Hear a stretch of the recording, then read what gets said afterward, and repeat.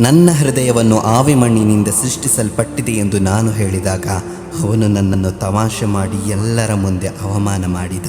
ಕಾರಣ ಅವನ ಹೃದಯ ಕಬ್ಬಿಣವಾಗಿ ಬದಲಾಗಿದೆ. ಇರಲಿ ಬಿಡಿ, ಕ್ಷಣ ಮಾತ್ರದಲ್ಲಿ ಸ್ವಾತಿ ಮುತ್ತಿನ ಮಳೆ ಸುರಿಯಲಿದೆ. ನನ್ನ ಹೃದಯ ಜೀವಂತವಾಗಿ ಸಮೃದ್ಧವಾಗಲಿದೆ.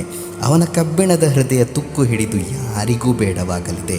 ಶೇಖ್ ಶಮ್ಸ್ ತಿಬ್ರೀಜರ ಈ ಮಾತುಗಳದೆಷ್ಟು ಅದ್ಭುತ! ಮಂಗನಿಂದಲ್ಲ ಮಾನವ. ಸೃಷ್ಟಿಕರ್ತನು ಮಾನವನನ್ನು ಗೌರವಿಸಿದಷ್ಟು ಪ್ರಪಂಚದ ಯಾವ ಜೀವಿಯನ್ನೂ ಗೌರವಿಸಲಿಲ್ಲ.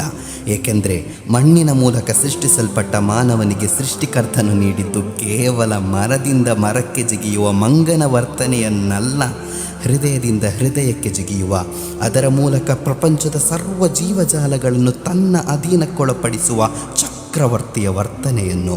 ಅಂದು ಮಂಗವಾಗಿರುವುದು ಈಗಲೂ ಮಂಗನೇ, ಅಂದು ಮಾನವನಾಗಿರುವುದು ಈಗಲೂ ಮಾನವನೇ. ಕೇವಲ ಮಾನವನಲ್ಲ, ತನ್ನನ್ನು ಸೃಷ್ಟಿಸಿದವನನ್ನು ಅರಿಯಲು ಅಪಾರ ಬುದ್ಧಿಶಕ್ತಿ ಇರುವ ಅದ್ಭುತ ಮಾನವ.